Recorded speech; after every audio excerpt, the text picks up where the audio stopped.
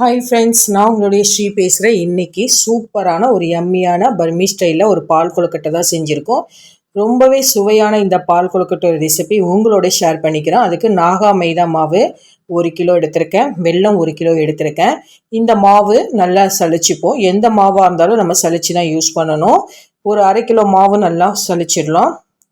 Balance 1/2 kilo மாவு சலிச்சிட்டு தனியாக வச்சுக்கலாம். உதிரி மாவாக யூஸ் பண்ண போகிறோம். கொஞ்சம் சால்ட்டு, தண்ணி ஊற்றி நல்லா ஒரு சப்பாத்தி மாவு பதத்துக்கு பிசைஞ்சு எடுத்துக்கலாம். எண்ணெய்லாம் எதுவுமே ஊற்ற தேவையில்லை. நல்லா இந்த மாதிரி உருட்டிட்டதுக்கப்புறம் மாவு ஒரு 1/4 மணி நேரம் ஊற வச்சிட்டதுக்கப்புறம் இந்த மாதிரி உதிரி மாவு போட்டு கொஞ்சம் கொஞ்சமாக போட்டு கையிலேயே இந்த மாதிரி 2 ஃபிங்கரை வச்சு நெல்லி நெல்லியாக மாவு சின்ன சின்ன உருண்டைகளாக நம்ம போட்டுக்கலாம். அது நீட் ஷேப்பில் தான் நம்ம இப்போ போடுறோம். சிலத்தவங்க இதை ரொம்ப பெருசாக நீட்டாக உருட்டிட்டு சின்ன சின்ன பீசஸாக கட் பண்ணிப்பாங்க. இல்லைனா உருண்டை ஷேப்லேயும் பண்ணிப்பாங்க. நம்ம அந்த மாதிரி பண்ணலை, கையில் தான் பண்ண போகிறோம். ஏன்னா பர்மீஸில் இப்படி தான் பண்ணுவாங்க. இது உருட்டி முடிச்சதுக்கப்புறம் பார்த்தீங்கன்னா அந்த மாவு இந்த மாதிரி இருக்கும். சூப்பராக ஒன்றோட ஒட்டாமல் இருக்கிறதுக்கு மாவில் நம்ம உதிரி மாவு போட்டிருக்கோம். இந்த மாதிரி ஒரு பாத்திரத்தில் 3/4 அளவு தண்ணி ஊற்றிட்டு வெல்லம் 1 கிலோ போட்டுடலாம். நல்லா வேக வச்சதுக்கப்புறம் வடிகட்டி எடுத்து வடிகட்டிடலாம். பாருங்கள் எவ்வளோ தூசி மண்ணெல்லாம் இருக்குது பாருங்கள். இதெல்லாம் எடுத்துட்டு இப்போ அதே பாத்திரத்தில் ஃப்ரெஷ்ஷாக வாஷ் பண்ணிவிட்டு நம்ம அதே வெல்லம் தண்ணியை ஊற்றிடலாம்.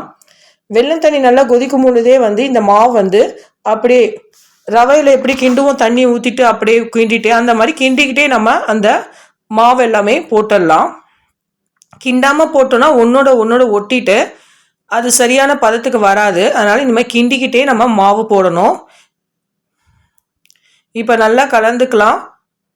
இதில் உப்பு கொஞ்சம் லைட்டாக ஆட் பண்ணிக்கலாம். அப்போ தான் இந்த இனிப்பு ரொம்ப தூக்கலாக இருக்கும். இந்த மாதிரி கிளறி விட்டே இருக்கும்பொழுது தேங்காய் அரை மூடி பல்லு போட்டு இருக்கிறத நம்ம போட்டுடலாம். அதுலேயும் வேர்க்கடலையும் நான் எடுத்திருக்கேன். ஒரு கைப்பிடி அளவு நல்லா தோல் உரித்து வறுத்த வேர்க்கடலை தான் எடுத்திருக்கேன். அதையும் நம்ம ஆட் பண்ணிடலாம்.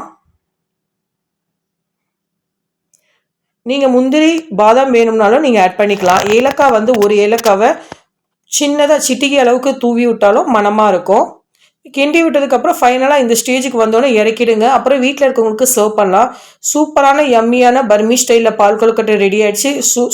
ரொம்ப ரொம்ப ரொம்ப ரொம்ப சுவையாக இருந்தது. நீங்கள் மறக்காமல் இதை ட்ரை பண்ணிவிட்டு மறக்காமல் ஷேர் பண்ணுங்கள், கமெண்ட் பண்ணுங்கள். நம்ம சேனலை சப்ஸ்கிரைப் பண்ணிவிடுங்க. பாய்.